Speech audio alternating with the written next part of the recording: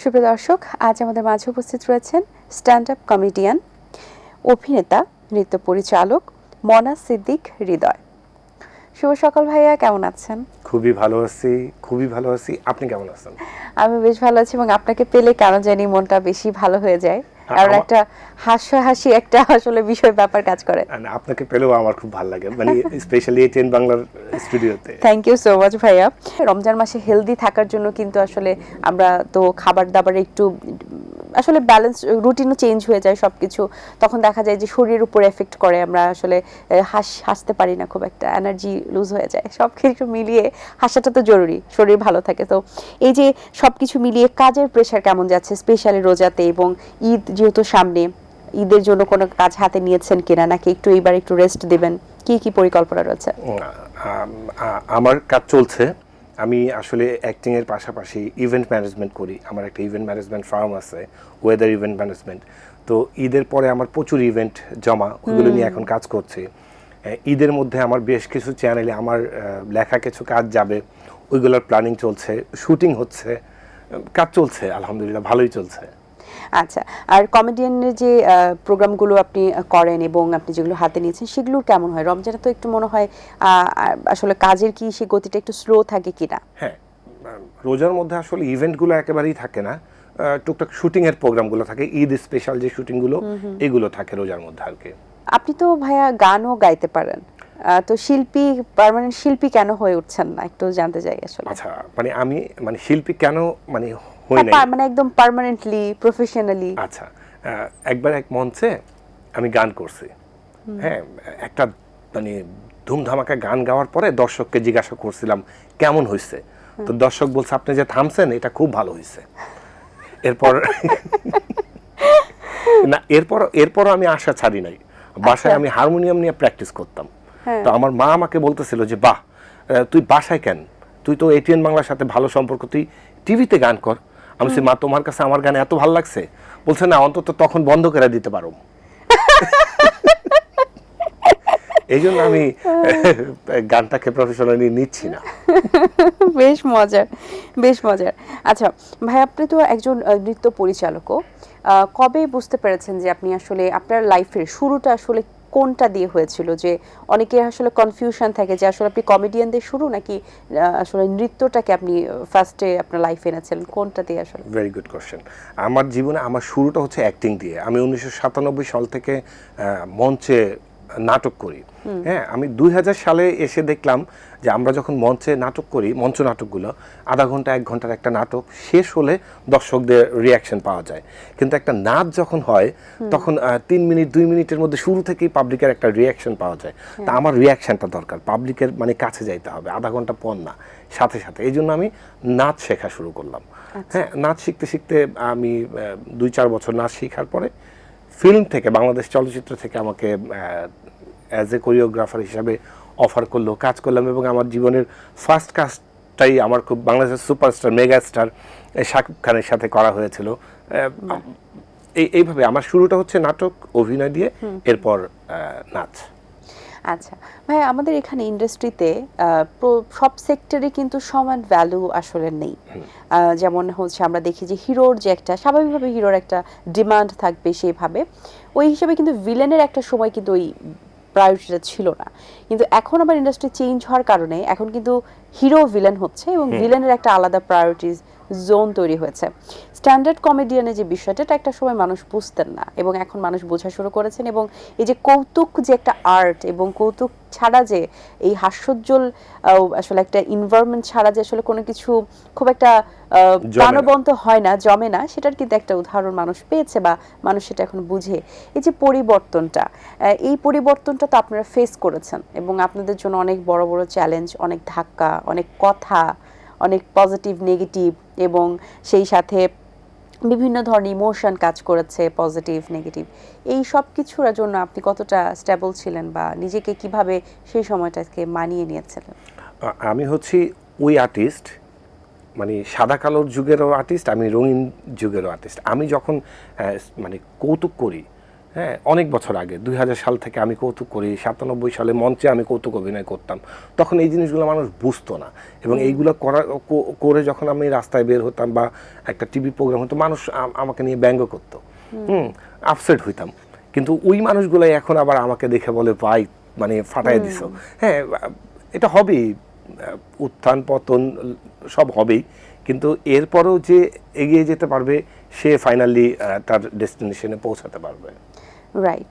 এই ক্ষেত্রে যারা নতুন কাজ করছে এখন, অনেকে কিন্তু এটা একটা অ্যাজ এ সাইড প্রফেশন হিসেবে রাখছে, যাতে তার এই ট্যালেন্টটা তার হারিয়েও না যায়। এবং স্ট্যান্ডার্ড কমিটিতে কিন্তু আমরা দেখছি যে ভালো ভালো কিন্তু আর্টিস্টরা কাজ করছেন এবং তারা বাইরেও ভালো কাজ করছেন।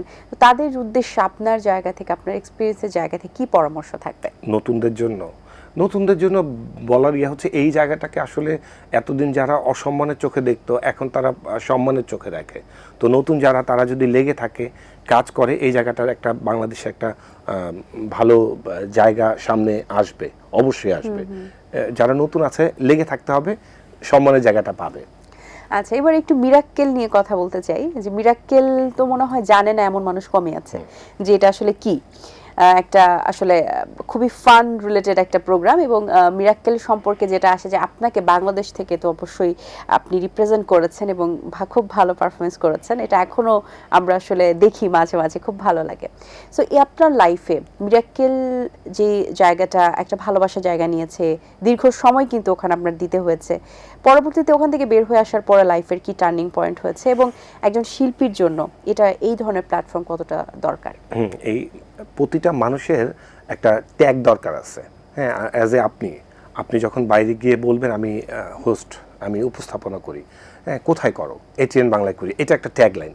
হ্যাঁ, আমারও এই মিরাক্কেলটা একটা ভালো ট্যাগ ছিল। আমি আগে বলতাম আমি স্ট্যান্ড আপ কমেডি করি, কৌতুক করি, কোথায় করো বলার জায়গা ছিল না। এখন যখন বলে যে কোথায় করো, এক বাক্যে আমি বলি মিরাক্কেলে করছি, মানে এরপর আর কোনো প্রশ্ন করার জায়গা থাকে না।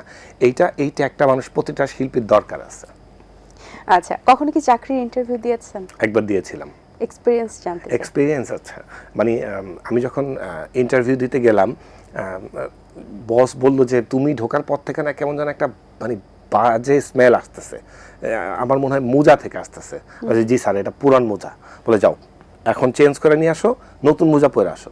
আমি গেছি, নতুন মোজা পরে এসে বলছে স্যার এই যে একদম নতুন মোজা। বলে যে কিন্তু ওই ব্যাড স্মেলটা তো এখনো আসতেছে, ওইটা কোত্থেকে আসতেছে, পুরান মোজা কই? আমি স্যার এই যে পকেটে রেখে দিছি। এরপর চাকরি চলে গেছে। আচ্ছা ভাইয়া, আমরা তো আপনার আসলে এরকম শুনতে ভালোই লাগে, যেমন হাসছিলাম, কয়েকটা জোক আপনি এর মধ্যে মেরে দিলেন। আসলে আরেকটা জোক শুনতে চাই। জোক না, এটা আমার কি বলে, একবার এক অনুষ্ঠানে গেছি, অনুষ্ঠানের মধ্যে দেখে এক বাচ্চা তার বাবার কোলে হাউ মাউ করে কাঁদতেছে, আব্বা আম্মার কোলে যাবো, আম্মার কোলে যাবো, আম্মা কই, আম্মা কই।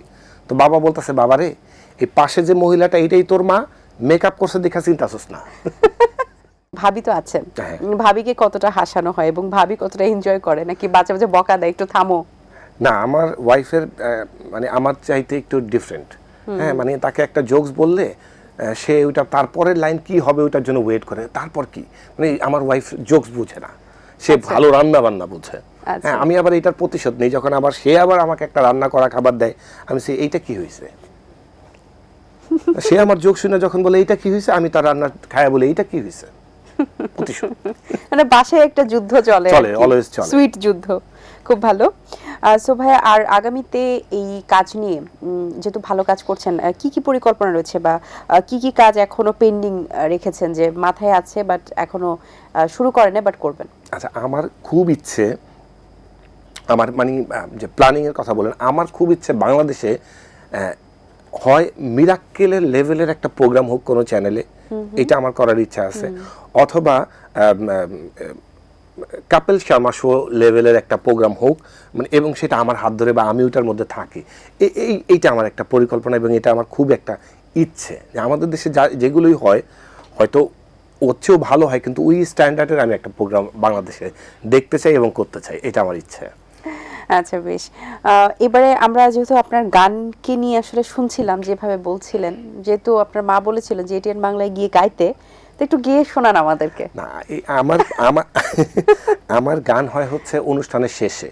হ্যাঁ, আমার গান সবসময় অনুষ্ঠানের শেষে হয়, যখন দর্শক উঠে চলে যায় না। আমার গানের পরে দর্শক তখন চলে যায়। তো এখন এইটা করলে দর্শক টিভি কিন্তু বন্ধ করে দিবে। দেখা গেছে আমি হোস্টও নেই, দেখা যাবে যে আমি শুরু করছি, আপনি নাই, তখন বিপদ হয়ে যাবে না শোনা। আচ্ছা, তাহলে আমরা যখন আসলে এরকম কিন্তু হয় অনেক সময় আত্মীয় স্বজন নিয়ে কোনো আছে জোকস আছে যে আত্মীয় স্বজন অনেকদিন হলে এসেছেন যাচ্ছেন না, তখন আপনার কি গান শুনিয়ে দিব এরকম কিছু? আমার মানে এইটা ভালো বলছেন। হ্যাঁ, এরকম হয় যে আমাদের বাসায় যখন গেস্ট আসে, যখন তারা যায় না, তখন তাদেরকে ডাইকে বলে আজকে সন্ধ্যার সময় আমাদের প্রোগ্রাম হবে, মনা এখানে জোকস বলবে না, এবার গান শুনবে। তো বিকালবেলায় দেখি তারা বাসায় চলে গেছে, মানে তারা আর বাসায় মানে আমাদের বাসা থেকে চলে গেছে নাই। মানে আমার গানটাকে সবাই মানে খুব পছন্দ করে বিদায় দেওয়ার জন্য, মানুষকে শুনবার জন্য না। গান নিয়ে আরেকটা ঘটনা আছে আমার, যদি বলেন। হ্যাঁ হ্যাঁ, অবশ্যই। একবার এক মঞ্চে আমাকে একজন বলছে যে দুঃখের গান মানুষ শুনে, মনা দুঃখের গান গাবা, মঞ্চে মানুষ শুনবে। তা আমি একটা মঞ্চে দুঃখের গান গাইছি। তো আমার গান শুনে সামনে বসা এক চাচা হাউমাউ করে কাঁদতেছিল। তাই আমি বললাম, চাচা আপনি একমাত্র দর্শক যে আমার গান বুঝছেন, আমার গান শুনে কাঁদছেন। তো চাচা বলতেছে, বাবা আমি তোমার গান শুনে কান্দি নাই। তাই আমি বলছি, তাহলে কান্দেন কেন? বলে, বাবা রে, আমার একটা ছাগল ছিল, ছাগলটা মারা গেছে, তোমারে দেখে আমার সেই ছাগলের কথা মনে পড়ছে। অসংখ্য ধন্যবাদ ভাইয়া, আসলে অনেক হাসলাম।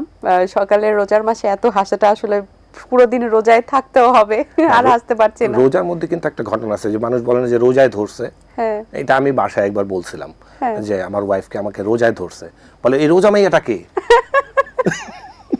এখন আসলে বলতে পারছি না, কারো ওয়াইফ ছিল আর কি। না না, ছিল না।